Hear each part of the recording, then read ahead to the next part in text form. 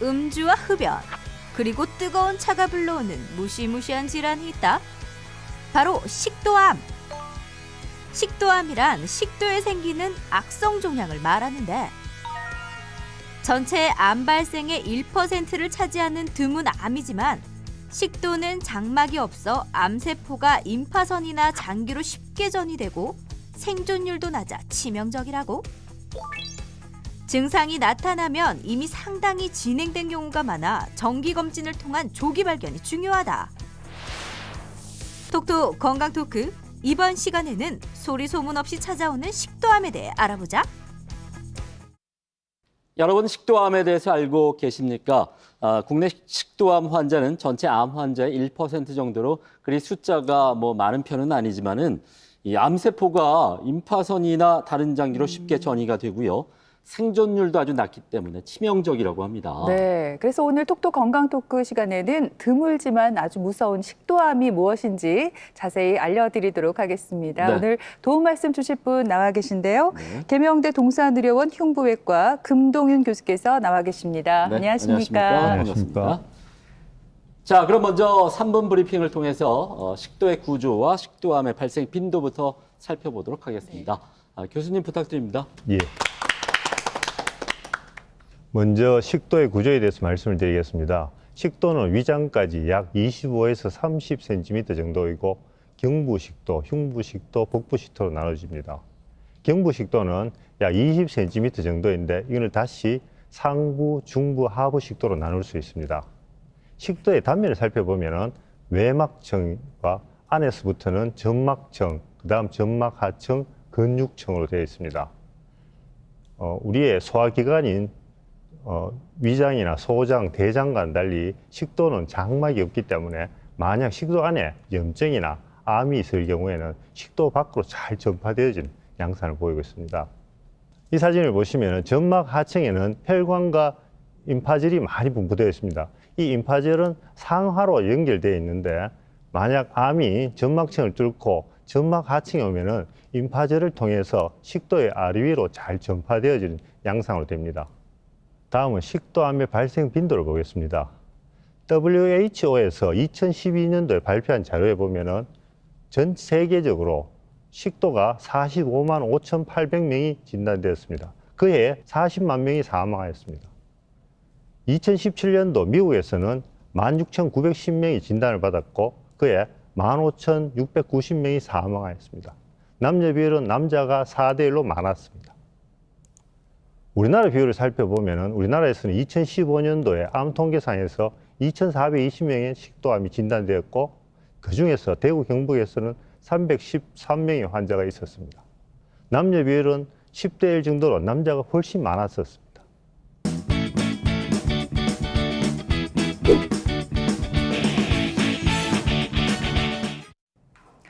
네, 이제 이 식도암에 대해서 구체적으로 알아볼 텐데요. 교수님, 식도암도 어느 부위에서 발생하느냐에 따라서 종류가 여러 가지로 나눈다고 들었습니다. 네. 그리고 식도암을 일으키는 위험 인자도 궁금한데 일단 음주, 흡연 나쁘겠고요. 뜨거운 차도 이 암을 발생시킨다고요?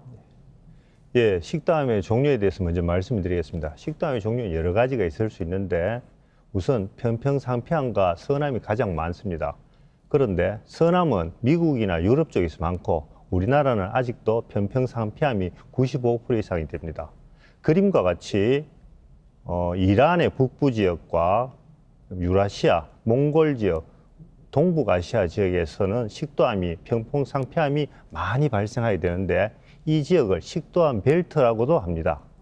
먼저 선암에 대해서 말씀을 드리면 미국에서나 유럽에서 많이 발생합니다. 식도 하부에서 잘 생기는데 이 원인은 비만이나 흡연으로 해서 역류성 식도염이 발생해서 생깁니다. 역류성 식도염이 장시간 되면은 발해 식도라는 게 되는데 발해 식도라는 것은 평평상피세포가 나중에 원주상피세포로 변해서 산에 강하게 되도록 되는 식도를 말합니다. 이렇게 되면은 이것이 나중에는 암으로 잘 이행을 하게 됩니다.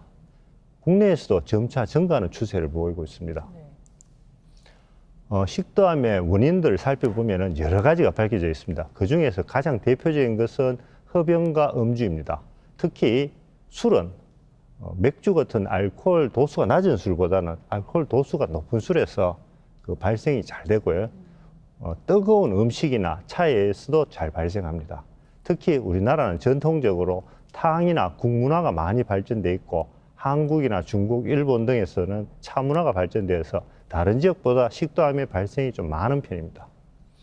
또한 소고기나 닭고기 같은 붉은 고기에서도 식도암이 잘 생긴다고 하고요. 탄 음식에서는 N나이트로소 합성물이 발생해서 이것이 식도암을 일으키기도 합니다. 우리가 채소나 과일을 섭취하는 것이 좀 부족하다든지 옛날에 위절제 수술을 받은 경험이 있으면 식도암이 잘 생기고요.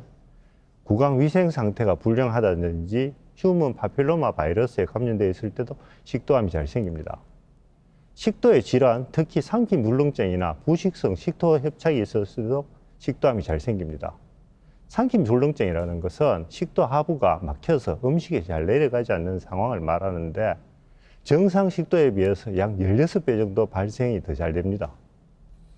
부식성 식도 협착이라는 것은 실수나 아니면은 자살 목적으로 양잿물 이런 것들을 먹게 되면은 식도가 부식에 대해서 협착이 되어지는 양상인데 이러한 부식성 협착이 생기고 30-40년 지나면 식도암이 잘 발생합니다. 네, 근데 이게 뭐든 예고 없이 찾아오는 게 더 무서운 법이잖아요.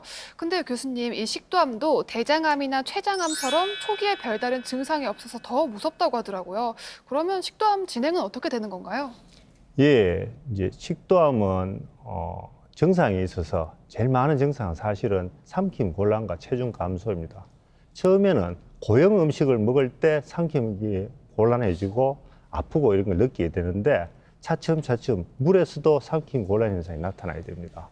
이러한 삼킴 곤란 때문에 나중에 체중 감소가 오게 되고 또한 암세포 자체에서도 체중 감소가 오며 입맛이 떨어지는 현상 때문에도 체중 감소가 옵니다. 그 환자분이 고통을 느끼는 것은 삼킴 곤란과 체중 감소가 제일 큽니다.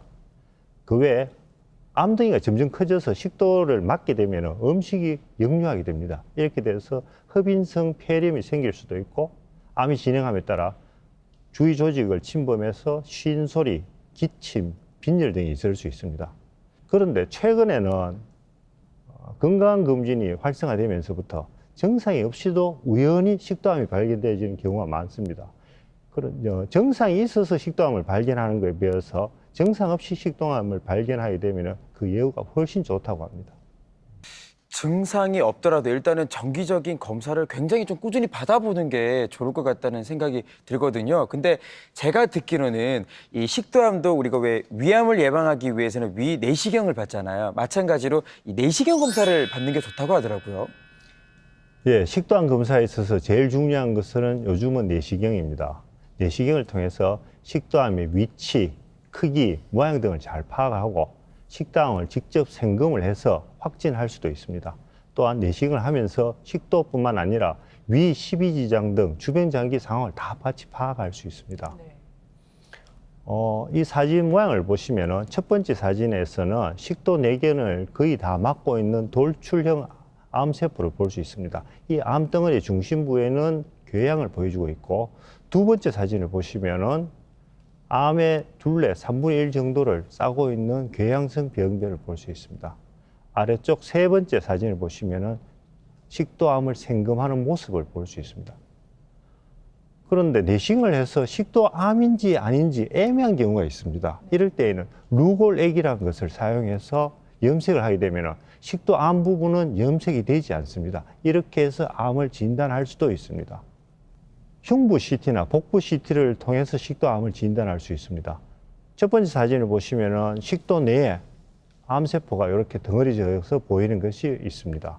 두 번째 사진을 보시면은 위장 바로 옆에 전이성 임파절이 커져 있는 모양새를 볼 수 있습니다. 암이 확진이 되고 나면은 암이 주변으로 많이 퍼졌는지 다른 곳에 전이가 있는지 확인하기 위해서 펫CT라는 것을 찍을 수 있습니다. 이 사진을 보시면은 중부 식도에 암이 국한되어져 있는 모습을 확인해 볼 수 있습니다. 다른 방법으로 조영제를 먹고 식도 조영술을 할 수 있습니다. 식도 조영술을 하게 되면은 암덩이의 크기와 위치, 모양 등을 알 수 있습니다. 내시경에 초음파를 달아서 내시경을 하게 되면은 식도 단면이 5가지 층으로 나타나게 됩니다. 이 층에 침범했는 암의 정도에 따라서 병의 진행 정도도 알 수 있고 주변에 임파절에 전이되어 있는 모양새도 확인할 수 있습니다. 네, 그런데 이 식도암도 암세포가 조직에 얼마만큼 깊이 침범했느냐에 따라서 병기가 나뉜다고 얘기를 들었는데 교수님, 그 병기에 따라서 치료 방법도 물론 달라지겠죠? 어떻습니까?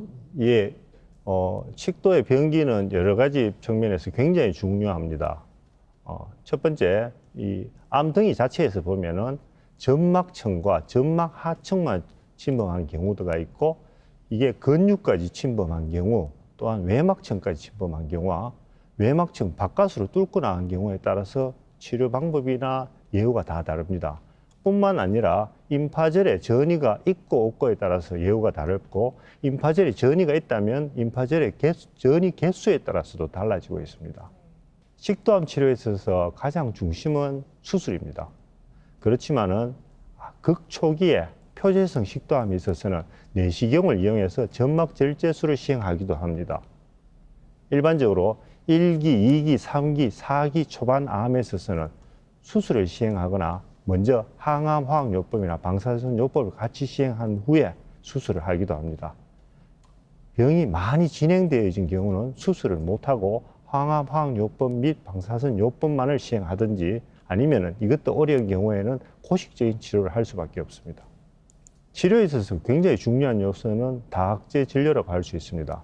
다학제 진료라는 것은 환자 보호자와 같이 하는 진료인데 소화기내과, 종양내과, 흉부외과, 방사선 종양학과, 영상의학과, 해기학과, 병리과 전문의들과 같이 협진을 통해서 식도암의 정확한 진행 상태를 파악하고 협진을 통한 치료 방향을 설정합니다.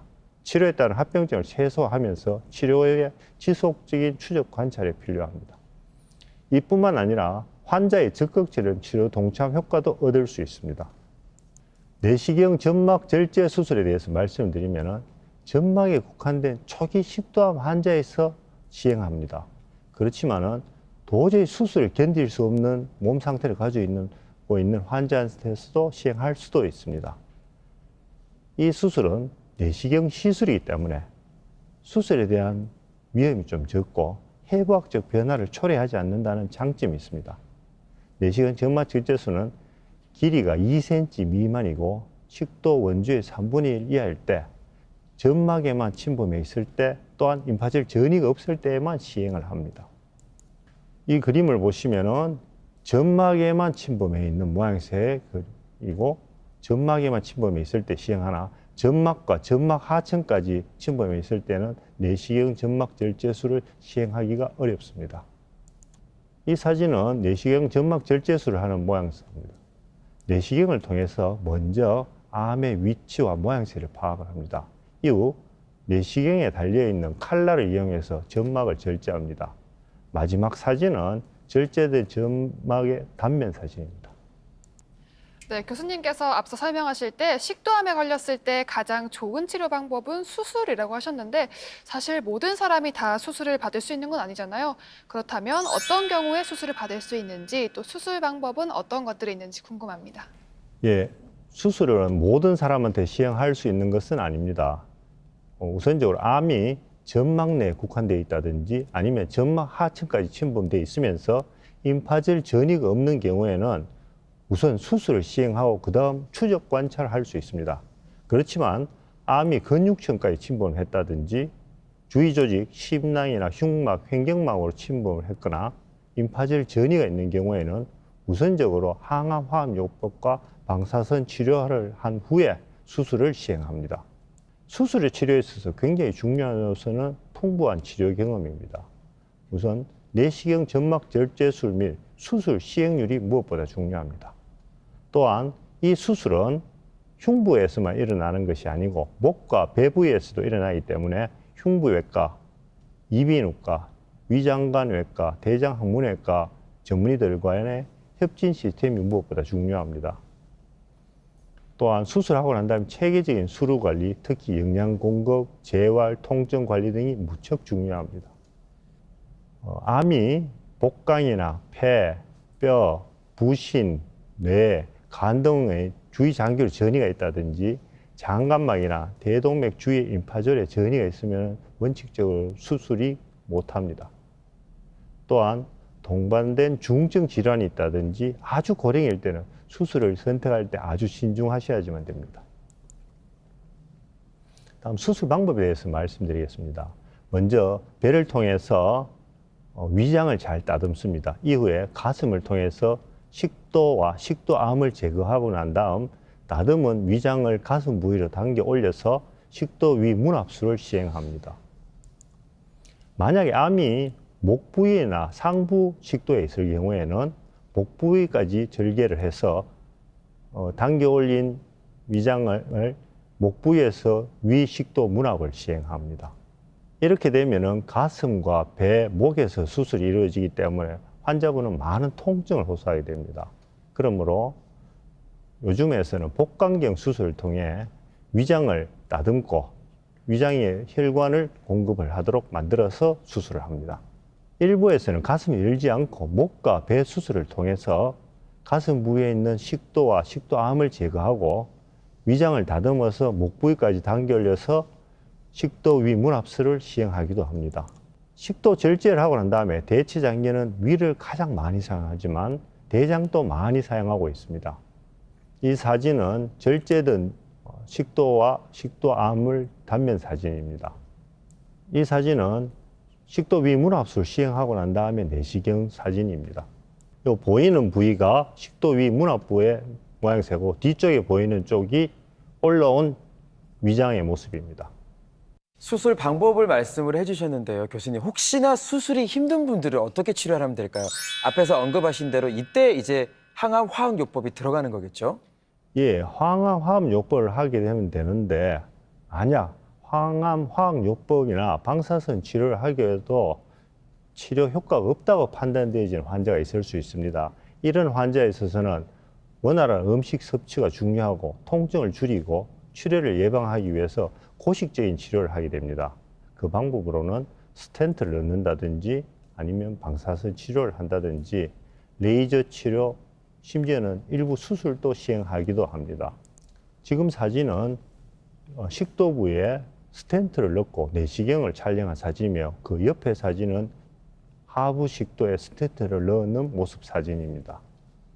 네, 식도암을 치료하고 수술하는 방법도 여러 가지 알아봤습니다. 그렇다면 교수님, 치료 후 예후는 어떤지 궁금한데요. 뭐 병기가 여러 가지니까 여기에 따라서 예후가 달라질 것 같습니다. 그리고 마지막으로 식도암을 예방할 수 있는 방법에 대해서 좀 알려주시죠.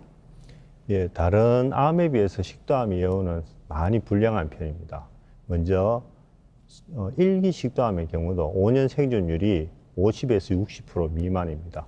2, 3기 식도암의 경우에서도 20, 30% 미만밖에 되지 않고 만약 항암 화학요법이나 방사선 치료를 같이 시행한 후에도 임파절 전이가 남아있다면 예후는 극히 더 나빠지게 됩니다. 그래서 전체적으로 보면 식도암 진단 후에 약 16에서 20% 환자만이 5년간 생존할 수 있습니다. 그런 면에서 예방이 무엇보다 중요할 것으로 생각되어집니다. 그러므로 흡연, 과음, 고지방 음식, 위산 역류, 붉은 고기, 고온의 음식, 음료 등의 위험 요소를 좀 줄이고 채소류나 베리류, 섬유소, 감귤류 같은 예방에 도움되는 음식을 많이 섭취하면서 정기적인 내시경 검사 같은 걸 시행한다면 식도암을 예방할 수도 있고 조기에 발견해서 빠른 치료를 시행할 수도 있을 것으로 생각됩니다. 이렇게 들으신 것처럼 식도암은 5년 생존율이 20% 정도로 예후가 참 좋지 못한 편입니다. 식도암을 예방하기 위해서 평소 여러분 금연금주하시고 더 뜨거운 차나 음식 드실 때는 좀 식혀서 천천히 드시는 게 좋겠습니다. 네, 그리고 정기적인 내시경 검사만이 식도암을 예방하고 조기에 발견할 수 있는 지름길이라는 점 늘 잊지 마시기 바랍니다. 네. 지금까지 이 시간 도움 말씀에 계명대 동사드려온 흉부외과 금동윤 교수께서 수고해 주셨습니다. 네, 오늘 고맙습니다. 고맙습니다. 김철원 씨, 이지연 씨 두 분도 수고했습니다. 네. TBC 클리닉 건강 365 오늘 준비한 내용은 여기까지입니다. 한 주간 건강하게 보내시고요. 저희는 다음 시간에 다시 오겠습니다. 고맙습니다. 고맙습니다.